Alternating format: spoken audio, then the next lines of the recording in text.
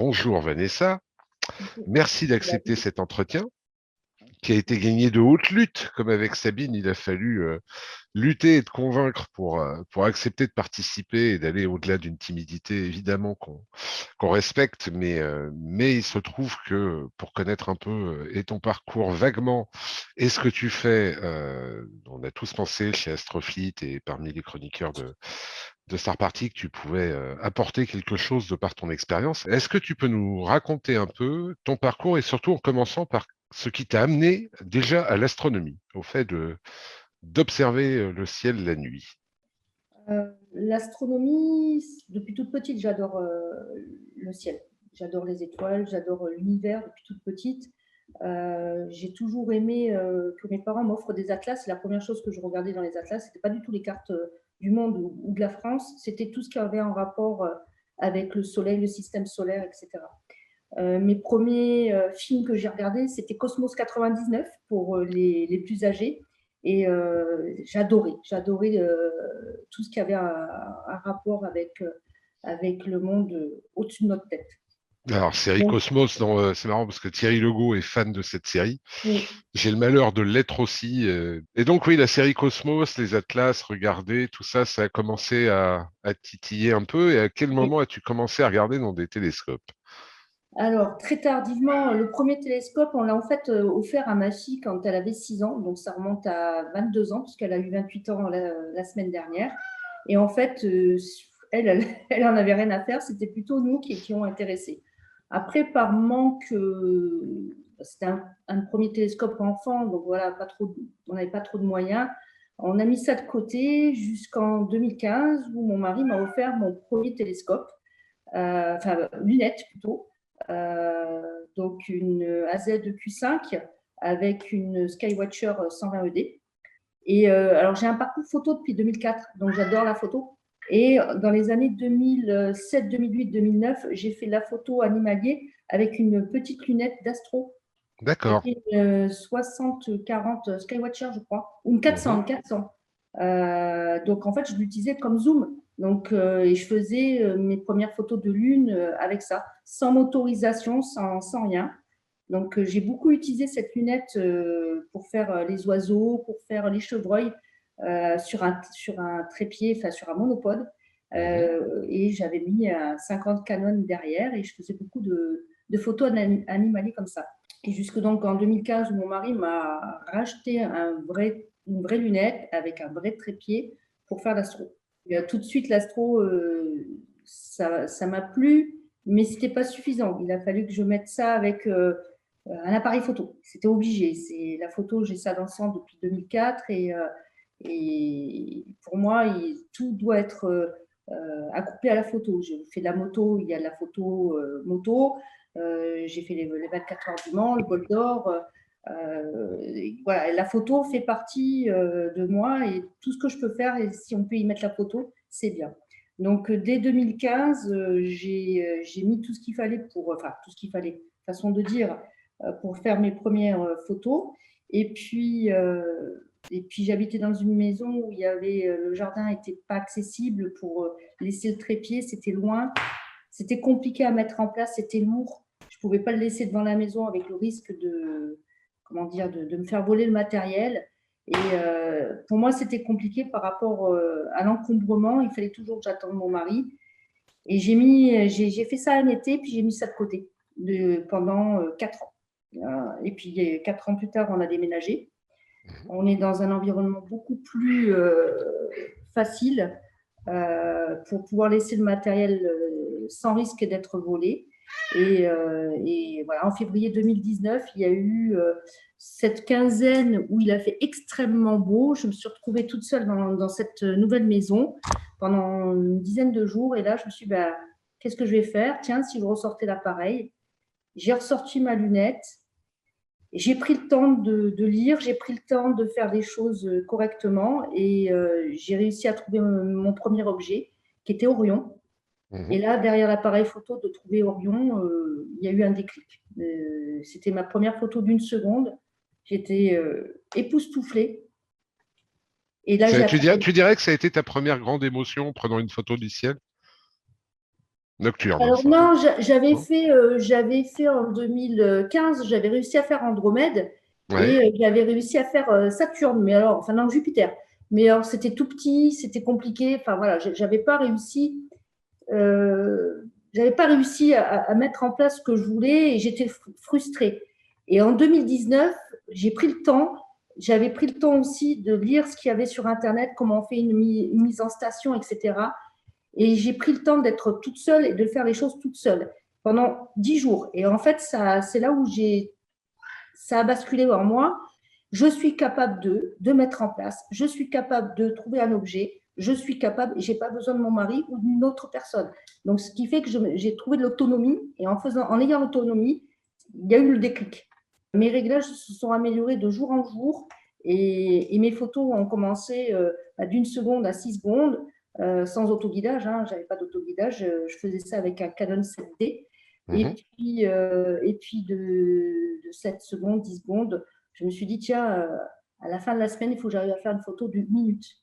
Et j'ai réussi, sans filet, sans mes étoiles étaient rondes. Tu es équipé comment par rapport à ce que Alors, tu avais à ta la première grande session de ZQ5, 2019? la ZQ5, je l'ai gardée,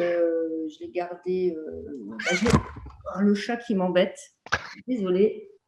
La ZQ5, je l'ai gardée, je l'ai toujours d'ailleurs, je l'ai gardée longtemps avec la 120 ED. Donc, je l'ai gardée jusqu'en fin d'année 2019. Euh, Pendant l'été, je me suis acheté la 294 MC Mhm. en caméra. J'ai laissé tomber ça s'appelle l'appareil photo et comment dire, j'ai commencé à faire l'autoguidage aussi. Donc ça a été l'été 2019. Fin d'été 2019, je suis tombée sur PixInsight pour le traitement. Alors là, ça a été très compliqué pour moi, mais bon, j'y suis. C'est pas la partie la plus simple dans Voilà. l'astrophoto, on est d'accord. Et puis, en novembre 2019, comme cadeau un petit peu en avance, j'ai acheté une FSQ 85. Mhm. J'ai laissé la 120 ED un peu de côté pour faire un peu plus de grand champ. Et là, ça s'est enchaîné. J'ai acheté d'occasion une AZ2Q6 pendant la période du Covid, fin du Covid au mois de mai 2020. Mhm. J'ai acheté une 2600 MC qui a dû sortir, j'ai dû l'acheter en juillet 2020. Mhm. Et pour remplacer la 120 ED, il m'a acheté une TSA 120.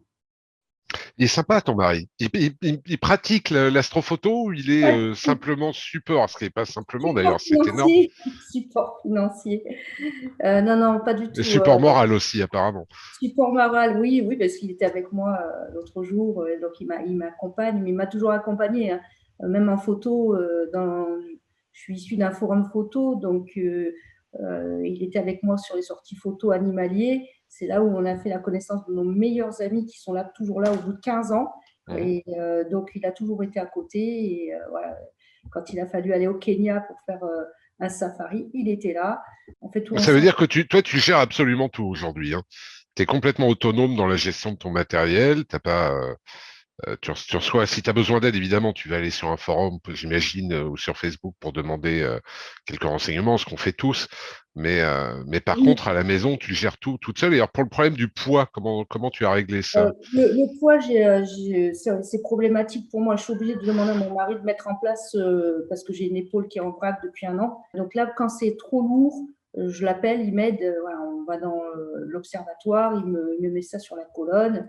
Et Mais justement, alors, ça veut dire que tu as un observatoire aujourd'hui, mais tu laisses pas en poste fixe ton matériel. si, le poste fixe, oui, mais comme j'ai deux setups, Ah oui, d'accord. voilà, quand je bascule, pour les galaxies, je mets la TSA, pour le grand champ, je mets la FSQ. Donc, quand je bascule d'un objet à l'autre, j'ai besoin de lui.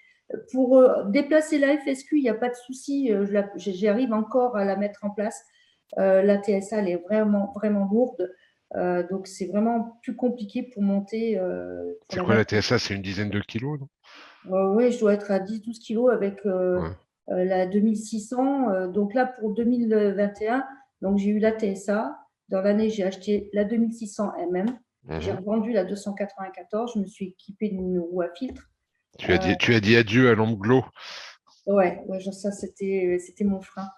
Et puis, donc, j'ai une 2600 MC sur la TSA et j'ai la 2600 mm sur la FSQ. Donc, roue à filtre en 36, cette position,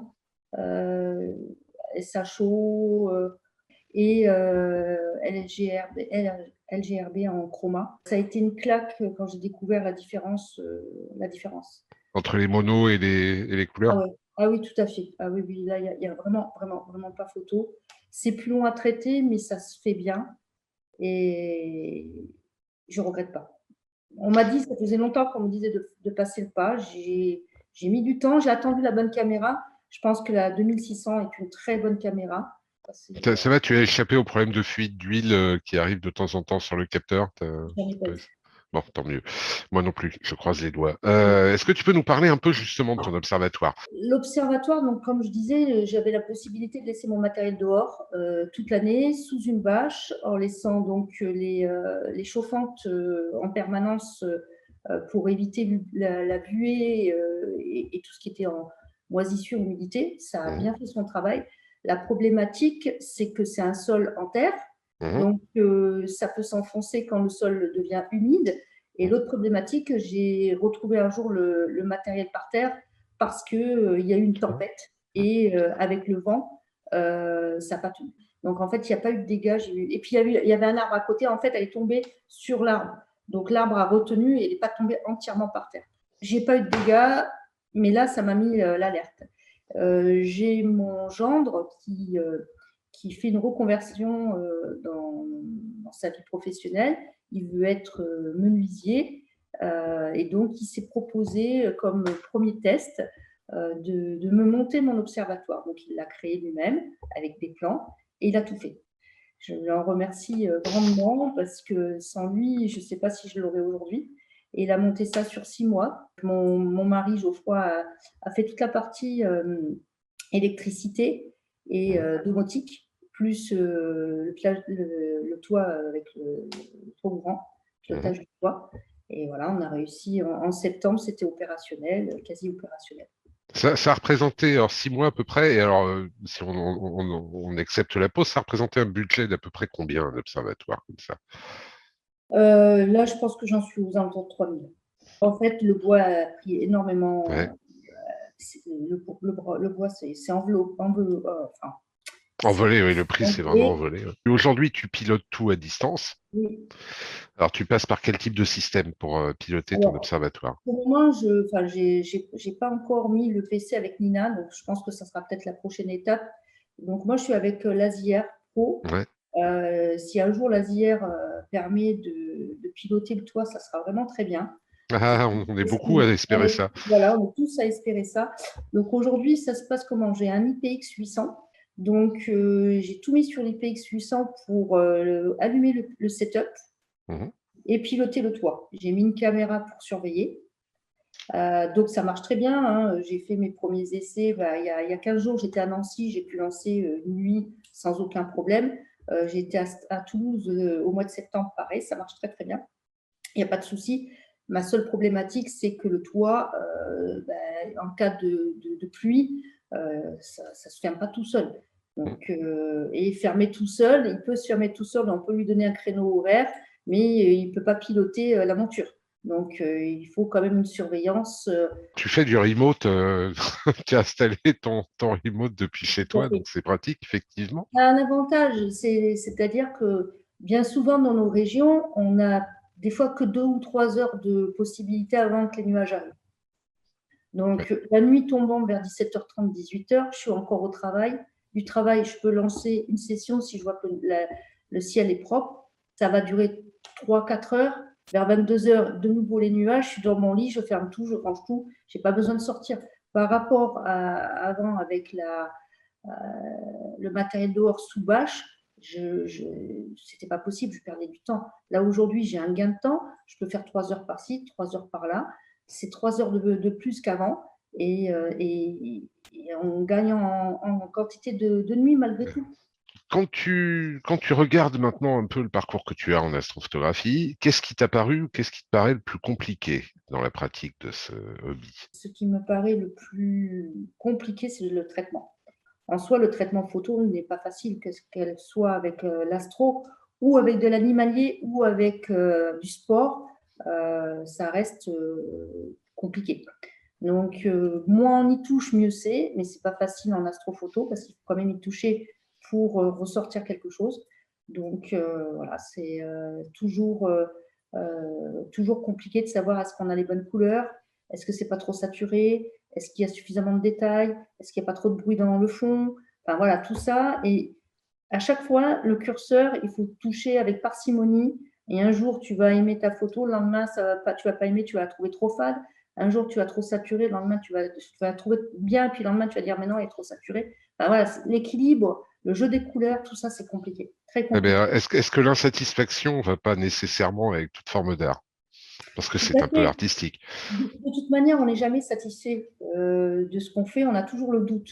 C'est pour ça qu'on demande aux autres. On a besoin de savoir si on est sur le bon chemin. Mais de toutes mes photos, j'en ai peut-être 3 sur l'ensemble de toutes mes photos, j'en ai peut-être 3 où je suis satisfaite. Après, j'ai des doutes. Alors, si j'ai des doutes, c'est qu'il y a quelque chose qui ne va pas. Mais, mais quoi? Des fois, c'est un ensemble, c'est un doute sur les couleurs, c'est voilà, c'est une harmonie. Mhm. Mais voilà, voilà, j'ai une nébuleuse que j'aime beaucoup et j'ai 2 galaxies que j'aime particulièrement bien aussi. Mais c'est le détail. Moi, j'aime bien quand c'est piqué, enfin, j'essaie de mettre en application ce que j'ai fait en photo dans l'astro, mais l'astro, c'est beaucoup plus compliqué parce que il y a beaucoup plus de paramètres et on peut rapidement abîmer la Débordé. photo. Ouais. Voilà. Et c'est ça qui est compliqué. Justement, parlons de photos, de tes photos que tu aimes bien. Quelle est la photo dont toi tu es le plus fier? Quand Alors, tu la regardes, tu dis, voilà, ça c'est ce que je voulais sortir quand c'est j'ai celle que commencé. j'ai. Alors, je ne sais pas pourquoi c'est celle que je préfère, c'est par rapport certainement au fond, la colorimétrie, aux différents dégradés qu'on peut voir dans le fond. C'est NGC 7822 que j'ai fait cet été. Mhm. Elle est en fond d'écran à mon travail. Elle est en fond d'écran de mon PC portable. Et j'alterne avec M101 Mhm. et M51. Ce sont M51, j'ai mixé la 2600 couleurs avec la 294. Mhm. Donc, il y a pas mal de détails dedans. Mais bon, je ne l'ai jamais montré. Je la garde pour moi parce que le problème de montrer ces photos sur la toile, c'est que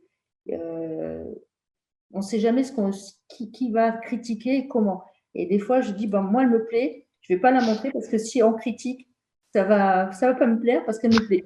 Y a-t-il eu est-ce que tu as eu, justement, à travers ce que tu as pu voir comme photo, quand tu as commencé à progresser, des gens dont le travail t'a inspiré? La première personne, bah, c'était Baptiste Locke, parce que c'est lui vers qui je me suis tournée quand j'ai eu besoin d'aide déjà pour tout ce qui était PixInsight. Mhm. Donc, j'ai fait 6 mois toute seule et puis je progressais pas, je n'y arrivais pas. C'était compliqué. Même en regardant les vidéos, c'est jamais simple. Il faut revenir en arrière, est-ce qu'on fait bien les choses, etc. Donc, j'ai pris 2 heures avec lui. On m'a conseillé de prendre 2 heures avec lui. Et puis, je me suis mise en relation avec lui. Et effectivement, de le voir lui faire, ça a changé beaucoup de choses. Ouais, PixInsight est une boîte à outils. Alors, le problème, c'est que c'est une boîte à outils complète et complexe, voire extrêmement complète et extrêmement complexe.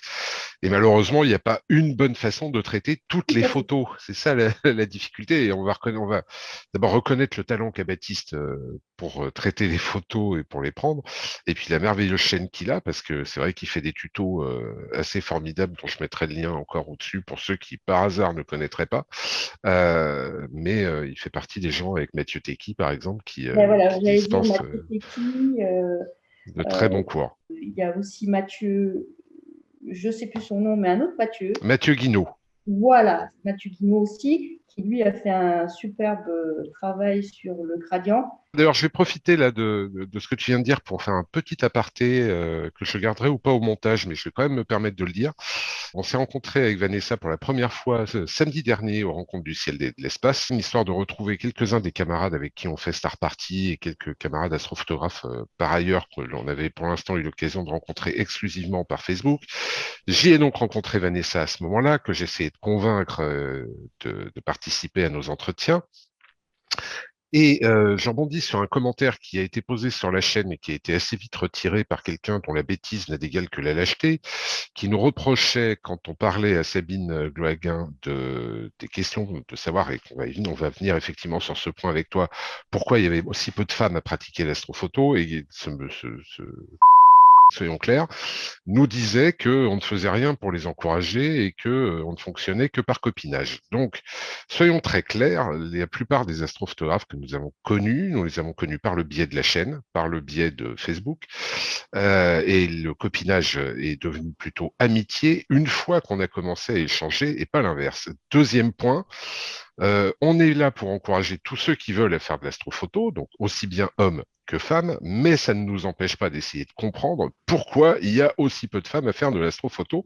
Est-ce que tu as, toi, une opinion là-dessus, même si tu as déjà donné une piste qui peut aussi expliquer un peu pourquoi, quand il faut sortir un lourd setup, c'est pas évident quand on est seul. Lourd setup, il faut avoir du temps. Ouais. Donc, le temps, bah, bien souvent, les femmes s'occupent des enfants, il faut le dire, hein, même si aujourd'hui, les hommes le font de plus en plus aussi. Mais moi, j'avais des enfants, j'ai 3 filles. Donc, en 2015, elles étaient déjà beaucoup plus grandes. Et en 2019, il n'y avait quasiment plus personne à la maison, donc j'étais seule. Donc, il faut du temps pour soi, pour faire de l'astro. Il faut partir dehors, il faut avoir de la disponibilité pour soi. Et quand on a les enfants, quand on a du travail, ça peut être compliqué. Et le problème du poids, et puis aussi, c'est un domaine qui est complexe. Il n'est pas simple à mettre en place. Il faut se documenter, il faut lire, il faut essayer de comprendre. Et ça prend énormément de temps. Si on a les enfants au milieu, si on doit faire plein de choses, voilà. Pour moi, les femmes aujourd'hui, peut-être qu'elles n'ont pas autant de temps. Peut-être, c'est pas, voilà, c'est une possibilité, mais de temps que les hommes. Et il faut se dégager du temps pour apprendre l'astrophoto. Donc, déjà, il y a l'astro, il y a toute la partie technique de comment on fait pour trouver une étoile, comment on fait pour trouver une nébuleuse, une galaxie. Rien que ça prend du temps. Le matériel, il faut savoir quoi faire, comment faire, la mise en place. Enfin, il y a vraiment beaucoup, beaucoup de choses. Et je pense que j'aurais pas pu faire de l'astrophoto à 25 ans ou à 30 ans quand j'avais mes 3 enfants. Je pense que j'aurais jamais pu trouver le temps. J'ai pu commencer à faire de la photo animalier quand les enfants étaient à l'école. Je ne travaillais pas à plein temps à l'époque, j'étais en un quart de temps. Mhm. Donc j'avais du temps disponible pour moi quand les filles étaient à l'école d'aller courir les champs et puis faire de la photo animalier. Mais après, quand j'ai commencé à travailler à plein temps, ça a commencé à se compliquer. D'ailleurs, j'ai quasiment plus mis les pieds dans un champ pour aller faire la photo animalier du moment que j'ai commencé à travailler à plein temps. Donc voilà, je pense, un manque de temps. Alors c'est terrible. Alors ce que tu dis est à la fois intéressant parce que c'est encore une autre approche par rapport à celle que Sabine nous avait donnée. Mais dans les deux cas, on voit vraiment les travers d'une société qui est complètement déséquilibrée. C'est-à-dire que Sabine évoquait les problématiques de sécurité du fait de devoir aller dans des endroits où elle allait avoir accès à un ciel dégagé, mais où elle allait se retrouver nécessairement seule et isolée. Alors, ce qui est déjà dramatique de se dire qu'en tant que femme, tu peux pas aller dans un coin paumé histoire de profiter du ciel sans mettre ta vie ou ta sécurité en danger.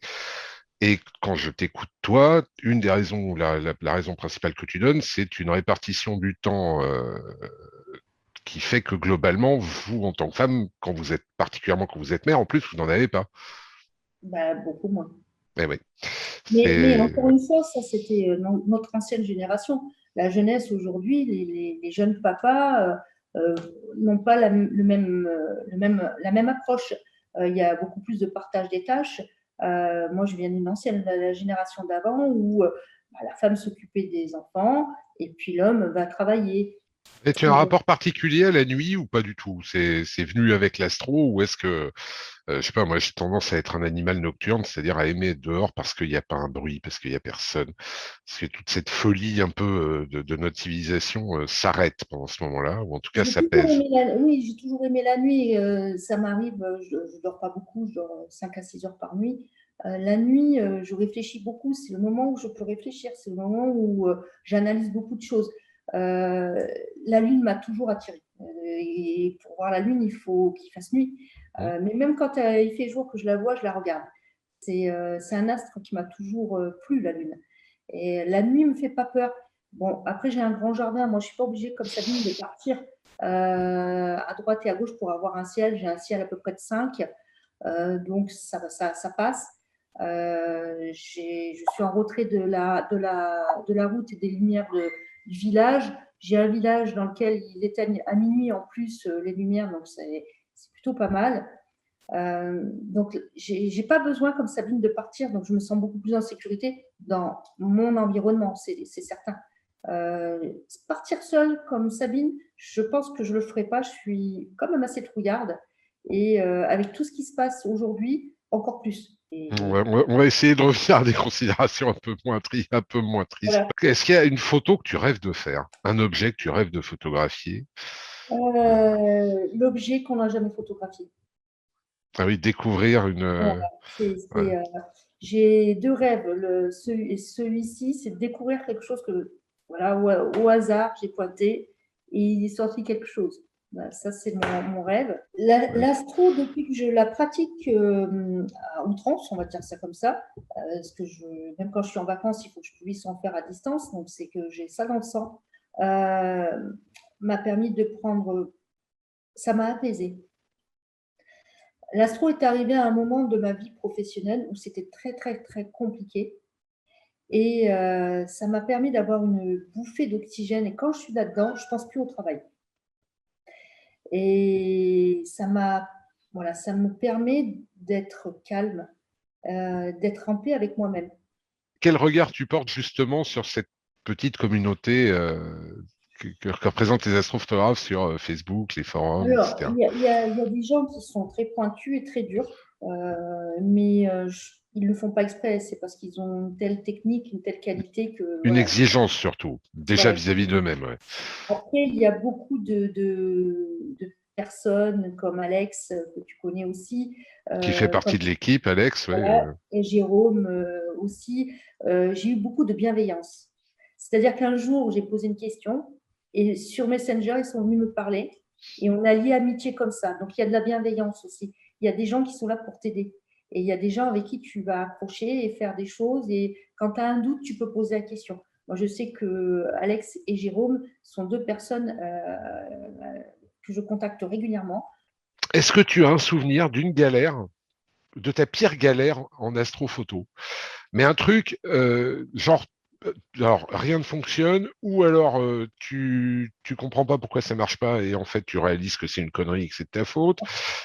Quel est le... Oui, ça on en a tous, on en a tous des Euh, palanqués, mais alors si tu devais en retenir une qui serait particulièrement marrante, c'est aussi un moment que j'aime bien parce que ça permet de faire comprendre à tous ceux qui regardent et qui démarrent que des bêtises, on en a tous connu et on en connaîtra tous encore, et qu'il faut pas se décourager.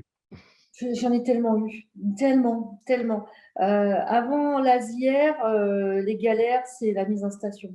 Tu pointes, tu fais de la triangulation sur 3 étoiles et puis en fait, tu ne trouves jamais ton objet. Et tu passes toute la nuit à chercher ton objet et c'est désespéré. Tu ne trouves pas, tu n'arrives pas. Donc ça, et tu te gèles parce qu'à l'époque, je restais dehors. Donc, parce avec l'appareil photo, au bout d'une heure et demie, il n'y avait plus de piles. Donc, je restais dehors toute la nuit et il n'y avait rien. Tout ça pour être gelé, rentrer dans le lit complètement gelé. Bon, ça, c'était avec la Z2Q5 et la 120 au tout début. Des nuits archi nulles. Mais vraiment, où quand j'arrive à faire quelque chose, j'étais oh, enfin, j'ai réussi à choper quelque chose. Et ça, voilà, c'était avant l'asière. Et puis après l'asière, bon, les problèmes de ce genre n'existaient plus. Par contre, j'ai fait face à d'autres problèmes. C'est les problèmes de surchauffe, etc. Mhm. C'est tout. Par le fait, au début, on dit toujours c'est la faute du matériel. C'est toujours la faute du matériel. Ça ne peut pas être nous. C'est pas possible. Mais si, bien souvent, c'est nous. Oublier de resserrer un axe. Voilà, tu t'en aperçois pas. Ouais, Je sais classique, que ça les gens aussi, ouais.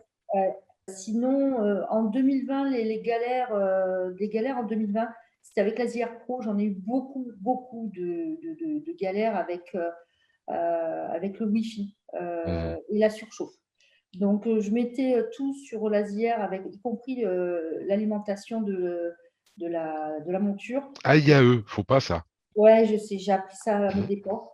Et depuis que j'ai séparé, j'ai plus de problème de surchauffe déjà. Et j'ai plus, non, j'ai plus mis non plus ça s'appelle, la clé USB sur la ZR, je l'ai mis sur la Mhm. caméra. Donc ça évite aussi un point de surchauffe supplémentaire. Et le Wi-Fi, mais une catastrophe, une catastrophe, une catastrophe. Donc j'ai quand même deux ASIR V1, j'ai deux Mhm. ASIR V2. L'ASIR V1 marchait mieux en Wi-Fi que l'ASIR V2. Une catastrophe ce boîtier. Du coup, aussi, j'ai sorti un câble, 60 mètres de câble RJ45, et j'ai traversé tout le jardin et j'ai branché la ZR sur un RJ45 en hiver, enfin juste avant l'hiver, il y a un an. C'était en novembre ou décembre 2020. Beaucoup moins de problèmes. Et nous allons évidemment souhaiter à Vanessa de continuer sur sa lancée sans plus aucun problème. Quant à nous, nous nous retrouvons très bientôt pour une nouvelle vidéo sur la chaîne Astrofleet.